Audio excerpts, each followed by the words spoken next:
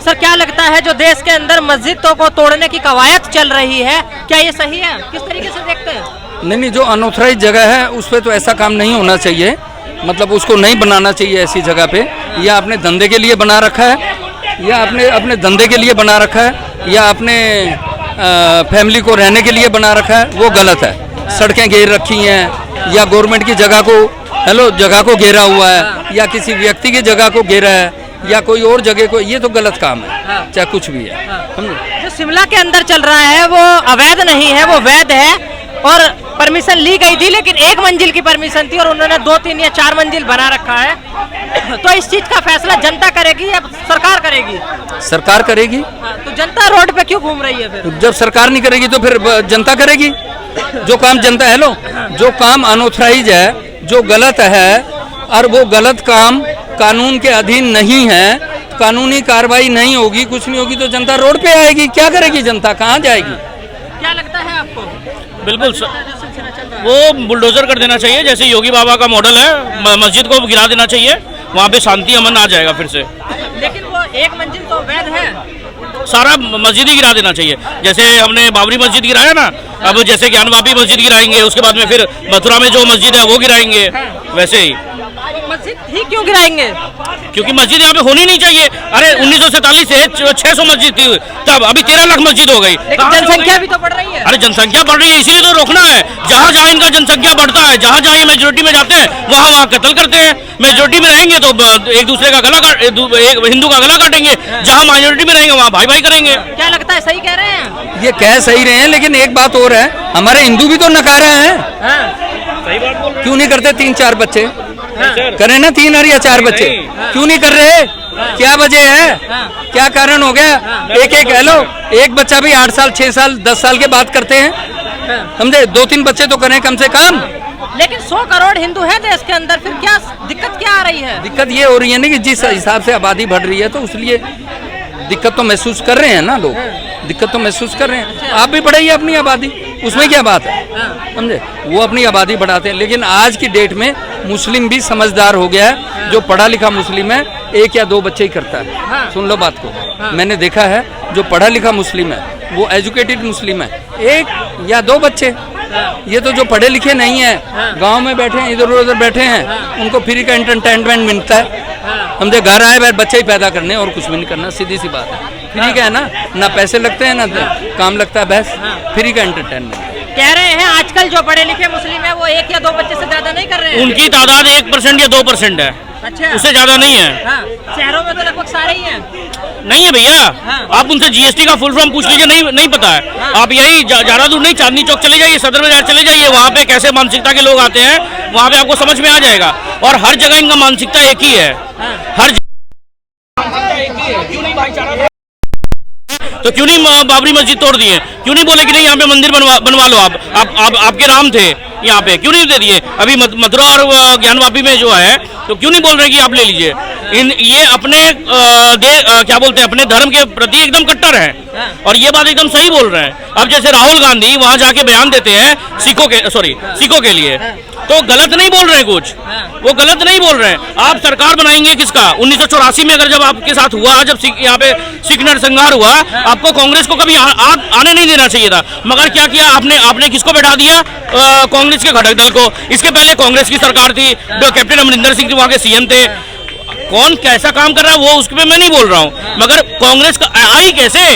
आप आज जो जूता मारने का बात कर रहा है कांग्रेस, आपको बोल रहा है कि पगड़ी नहीं पहनने देंगे और ये सब नहीं, इन लोगों का प्रोपेगेंडा है, इन लोगों का प्रोपेगेंडा है। जैसे ये हिंदू को भड़काते हैं और हिंदू मुस्लिम राइट करवाते हैं। 1947 से इन्होंने किया क्या है इस देश में? यही तो किया है।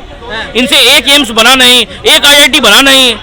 आज बताइए, अगर आज भी हमारा मुद्दा आज़ादी के 70-75 साल के बाद में वही मुद्दा है हमारा, रोटी कपड़ा मकान इंफ्रास्ट्रक्चर, बिजली नहीं आती है सही से, तो ये आज का सोचिए, हमारे को इंडिपेंडेंस का 75 साल हो गया, हम ठगे ही गए हैं और कुछ नहीं। अगर सही से काम होता तो हमारे पास में आज इतना रोना नहीं पड़ता बेरोजगारी के लिए और ये सब के लिए। ऐसा नहीं है, बेरोजगारी 2014 से पहले अब हो गई बेरोजगारी, 2014 से पहले नहीं थी। बेरोजगारी का मुद्दा तब भी था, अब भी है। लेकिन 2 करोड़ नौकरियों का वादा करके नौकरी नहीं दी है, लोग इससे परेशान हैं। देखिए, नौकरी हर जगह पे है। अभी NTPC का फॉर्म निकला है, 13,000 पदे हैं, एनटीपीसी का रेलवे का फॉर्म निकला, उसके पहले क्या बोलते हैं एएलपी का निकला था। नौकरियां निकल रही है। अगर किसी के पास में डिग्री है, आपके पास में उतना नॉलेज है, आप कॉम्पिटिटिव एग्जाम की तैयारी करिए और आप सरकारी नौकरी लीजिए ना। और एक चीज और मैं बता दूं, इस देश में सबको सरकारी नौकरी नहीं मिल सकती।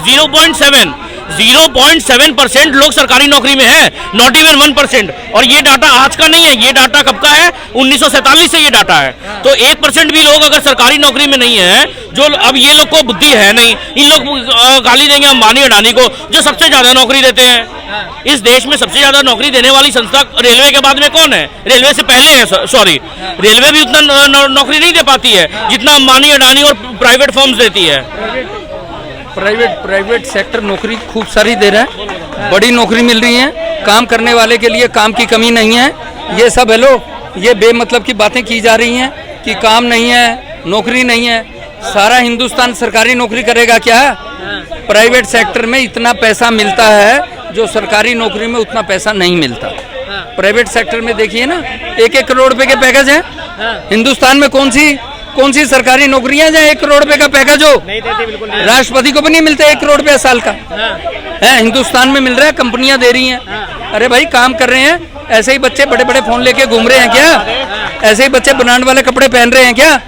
समझे? बहुत काम मिला है, बहुत काम हो रहा है। हिंदुस्तान बहुत रिच होता जा रहा है। हिंदुस्तान के बाद खूब पैसा आ गया। आज मैं काम नहीं करूंगा तो मैं हरामखोर हूँ। मैं फिर यही करूंगा। नौकरी नहीं है, फलाना नहीं है। अरे क्यों नहीं है भाई? हेलो, एक रोड पे चाय बेचने वाला 2000 रुपये 1000 रुपये रोज कमा रहा है। क्या बात कर रहे हो? काम के लिए काम बहुत है, बहुत काम है। बड़ा प्राइवेट सेक्टर में खूब काम है। बिजनेस बहुत जबरदस्त है। क्या पहले इतना था?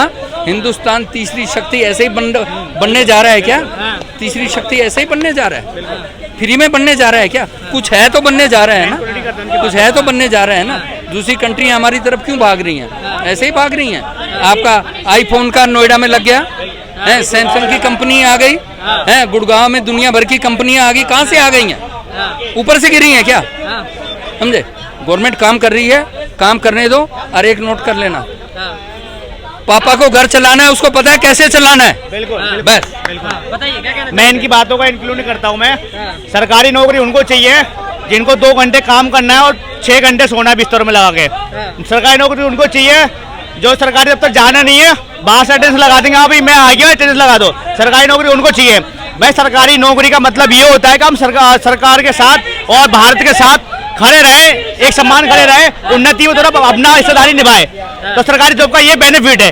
लेकिन बहुत से ऐसे लोग हैं जो सरकारी नौकरी को इस तरीके से मिस यूज कर रहे हैं, इस तरह का मिस यूज कर रहे हैं। क्या उनको ड्यूटी में जाना ही नहीं है? आप यूपी देख लो, उत्तर प्रदेश देख लो, आप हरियाणा देख लो, आप राजस्थान चले जाओ, आप जितने सरकारी नौकरी में बैठे हुए हैं, मैं सबकी बात नहीं कर रहा हूँ मैं, लेकिन जो कामचोर लोग हैं जिनको सरकारी नौकरी चाहिए लेकिन काम करना नहीं चाहते वो लोग।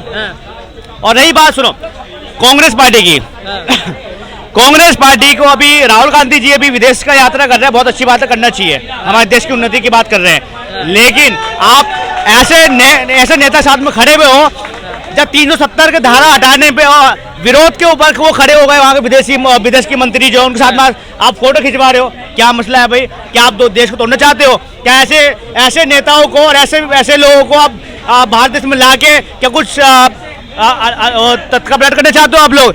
देखो मैं पत्रकार माध्यम आपसे एक चीज कहना चाहता हूँ, कांग्रेस पार्टी को पेट में दर्द इसलिए होता है, क्या इनको बिल्कुल भी राज नहीं आता है? क्या नरेंद्र मोदी जी पूरे वर्ल्ड के फेमस पॉलिटिशियन हो गए?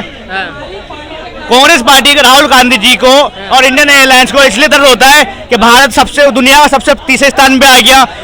कांग्रेस पार्टी को इसलिए दर्द होता है, क्या वो चाहते ही नहीं है क्या मोदी सरकार और बीजेपी सरकार जो इतना अच्छा काम कर रही है वो करे ना? चलिए, तो अभी हम खड़े थे देश की राजधानी दिल्ली में, ग्राउंड रियलिटी में। फिलहाल इतना ही।